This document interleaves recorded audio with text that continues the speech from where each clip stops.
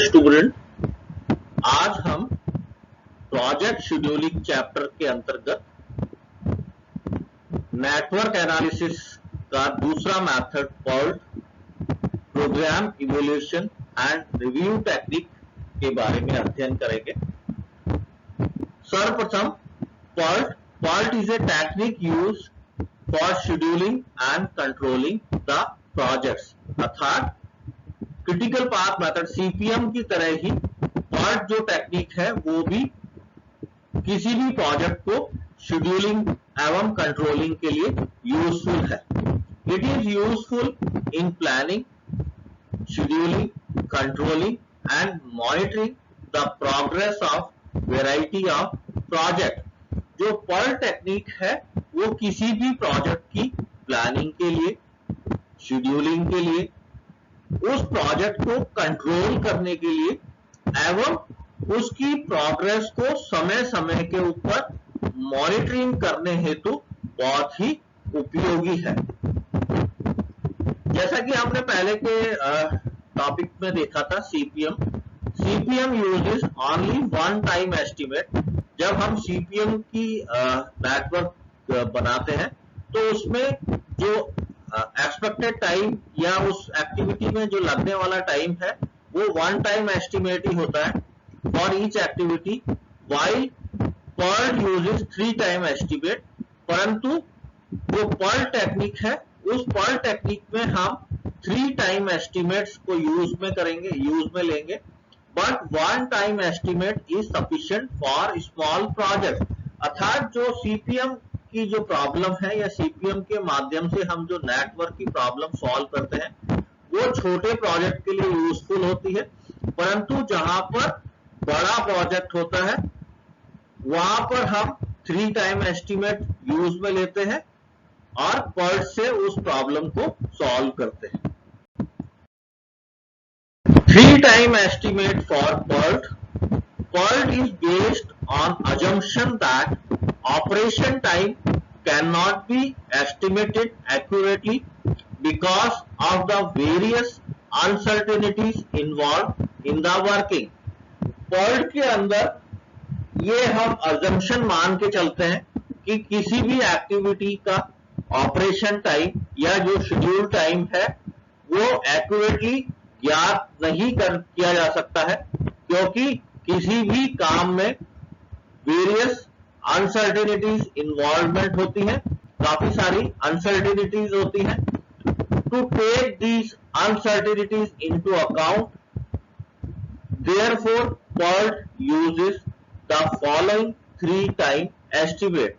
तो जो ये अनसर्टेनिटी है काम के अंदर उनको अकाउंट करते हुए हम जो ये तीन टाइम आपको बता रहा हूं मैं, इन तीन टाइम एस्टिमेट्स PERT की प्रॉब्लम को सॉल्व करते समय यूज में लेते हैं। जो पहला टाइम है ऑप्टिमिस्टिक टाइम, जिसको कि हम स्मॉल a से डिनोट करते हैं। In this it is assume that everything will go well. Optimistic time के अंदर हम ये मान के चलते हैं कि हमारे जो प्रोजेक्ट की एक्टिविटी है उस एक्टिविटी के अंदर सब कुछ अच्छा चल रहा है, सब कुछ अच्छे तरीके से होगा, जिस तरीके से हमने प्लान किया है उसी तरीके से हमारी एक्टिविटी पूर्ण होगी। It is the estimate of the minimum possible time. अब जब सब कुछ ठीक चलेगा हमारा प्लानिंग के हिसाब से तो उसमें जो लगने वाला समय भी मिनिमम होगा। Which an activity takes in completion under ideal condition. Ideal conditions के अंदर जो लगने वाला समय है उसको हम ऑप्टिमिस्टिक टाइम या A कह रहे हैं। जो PERT की प्रॉब्लम के लिए दूसरा जो टाइम है वो है मोस्ट लाइकली टाइम और M। It is the value which probably be the actual time. जो मोस्ट लाइकली टाइम है इसकी जो वैल्यू है वो एक्चुअल टाइम के बराबर ही होती है। In this assume that things go in the normal way. हम इसके अंदर ये मान के चलते हैं कि सभी जो एक्टिविटी की परफॉर्मेंस है वो नॉर्मल वे के अंदर पूर्ण होगी, विद ए फ्यू डिले और सेटबैक्स एक्सेट्रा। और उसमें कुछ थोड़ा बहुत डिले या सेटबैक्स हो सकता है। जो तीसरा टाइम है वो है पेसिमिस्टिक टाइम और B। this time is based on the assumption that everything will go badly. Pessimistic time के अंदर हम ये मान के चलते हैं कि सब कुछ जो है वो जिस तरीके से हमने प्लान किया है उस तरीके से हमें हमारी परफॉर्मेंस नहीं मिल रही है, सब कुछ एडवर्स हो रहा है. Thus it is the maximum possible time. अर्थात पेसिमिस्टिक टाइम जो है वो मैक्सिमम पॉसिबल टाइम है, ज्यादा से ज्यादा पॉसिबल टाइम है taken for completion of an activity. किसी भी एक्टिविटी को पूर्ण करने में लगने वाला अधिकतम समय, सब कुछ जितने भी डिले हैं, कुछ भी सेटबैक्स हो रहे हैं, उन सबको काउंट करते हुए जो लगने वाला समय है वो उसको हम पेसिमिस्टिक टाइम और बी कह रहे हैं. की प्रॉब्लम को सॉल्व करते समय हमें 3 टाइम आपने देखे, optimistic time, most likely time and pessimistic time. तो इन 3 टाइमों से हम एक्सपेक्टेड टाइम और एवरेज टाइम कैलकुलेट करेंगे according to some probability distribution, usually a beta distribution. We can get the expected time. With the help of beta distribution हम expected time और average time calculate करेंगे, जिसको कि हम denote कर रहे हैं स्मॉल टी से, and this is equal to 1/6 of A plus 2/3 M plus 1/6 B. And जब हम इसको सिंप्लीफाई करेंगे तो A plus 4m plus B upon 6. अर्थात जब हमें पर्ल की प्रॉब्लम में न्यूमेरिकल के अंदर 3 टाइम्स मिलेंगे ए, एम और बी, तो उसकी सहायता से, फार्मूले की सहायता से t is equal to a plus 4m plus B upon 6 हम उस एक्टिविटी का एक्सपेक्टेड टाइम और एवरेज टाइम कैलकुलेट कर लेंगे. की प्रॉब्लम को सॉल्व करते समय कुछ डेफिनेशंस हैं जो कि आपको आनी चाहिए. सबसे पहला है प्रेडिसर event. It is an event which come immediately before another event. अर्थात किसी भी इवेंट से पहले वाला इवेंट या किसी भी घटना से जो पहले वाली घटना है उसको हम प्रेडिसर इवेंट कह रहे हैं. जो दूसरी टर्म है वो है successor event. It is the event और events that immediately follow another event. और अर्थात किसी भी घटना के बाद में घटने वाली घटना को हम सक्सेसर इवेंट कह रहे हैं. इसके बाद में अर्लीस्ट एक्सपेक्टेड टाइम और कैपिटल टीई.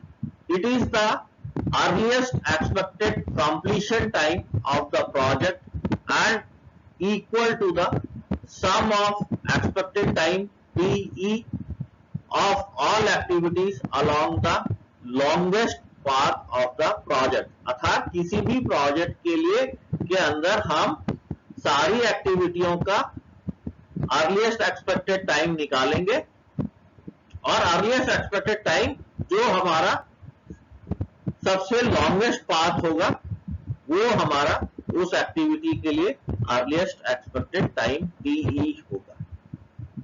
जो अगली टर्म है लेटेस्ट अलाउबल टाइम और TL. It is the largest possible time an event can take without delaying the final completion date. अर्थात जो लेटेस्ट अलाउबल टाइम है वो हमारा वो ज्यादा से ज्यादा समय है जिसके अंदर हमारा जो प्रोजेक्ट है विदाउट डिले पूरा हो जाए. इसके बाद में अगला टर्म है slack. Slack it is the difference of latest allowable time TL and earliest expected time T. अर्थात लेटेस्ट अलाउबल टाइम और अर्लीस्ट एक्सपेक्टेड टाइम दोनों का जो डिफरेंस है दैट इज कॉल्ड स्लैक. इस स्लाइड में हम difference between CPM and pearl, CPM और पर्ल टेक्निक है उसमें क्या अंतर है. कई बार एग्जाम में भी आपको पूछा जाता है कि सीपीएम और पर्ल में क्या डिफरेंस है.